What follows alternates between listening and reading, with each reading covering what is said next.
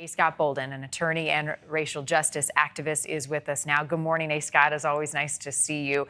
Good morning. The economy for most voters, right, nationwide, at poll after poll, is the number one issue. Is the same true when it comes to Black voters? Is that the priority going into a presidential election?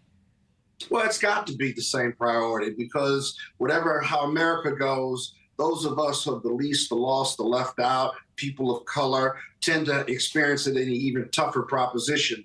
But I don't believe that that's what's Biden's issue with African-American voters, Black and brown voters. I don't think they've left him. I don't think they're happy with him right now. And so the polling is a snapshot. The number one priority in any campaign, local or federal or national, is shoring up your base. These numbers at 70%, down from 90%, means he's got to shore up his base. He's got to talk to African Americans about the economy, sure, health disparities, gun violence, and things that are affecting them, and civil rights, for example, that affect them directly on a day-to-day basis.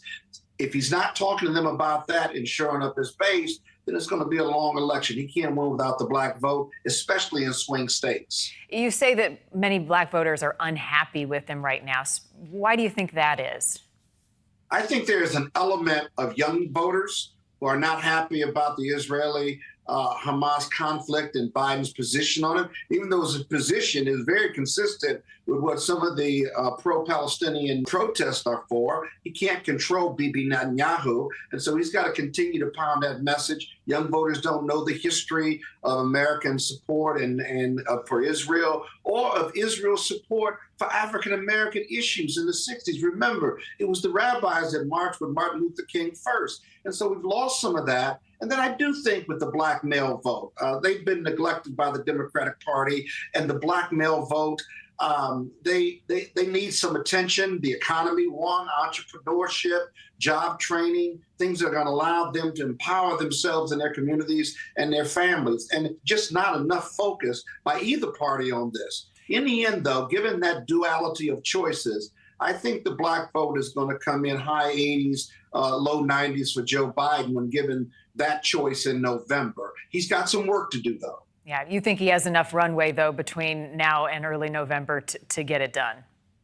I think so. And it also, ironically, depends on whether the Israeli-Hamas war ends or if there's a ceasefire or resolution of that issue. And remember, there's some promises that were kept, but there's some promises that weren't kept. That is the Voting Rights Act, as well as the George Floyd Police Reform Act. Neither one of those got passed, and I think even Biden has said he should have put more time, money, and energy into that effort. But we'll see.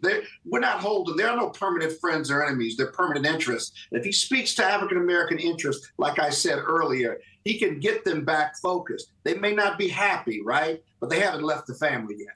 And let's talk about the ones who have left. If they are not going to vote for Biden now, and they're not going to change their mind between now and November, who gets their vote, do you think? Is it Trump? Is it someone else? I don't think it's Donald Trump. I mean, the selling of Donald Trump, he got 8% in 2020. I don't think he's a viable alternative or viable choice. He may get some. The Hispanic male voters tend to vote for him at a higher number. The real challenge for the Democrats is getting people out to vote. Those voters who may not be happy with Biden not voting at all. I don't think RFK is going to pull a whole lot of Black and brown voters either. They may get some. But the key isn't the national political picture. The key is how much Black voters are voting for Biden or not voting for Biden and staying home in the swing states. That blue wall is supported by Black political support. He can't afford to lose that no matter what. And that's why he's in Philadelphia in the swing states, reassuring Black voters and reminding them of the promises he's made and the promises he's kept. Yeah, and he needs those votes to win in a tight election. A. Scott Bolden, as always, There's a no pleasure. other way. No other way. No other way, Marnie. All right, see you next time.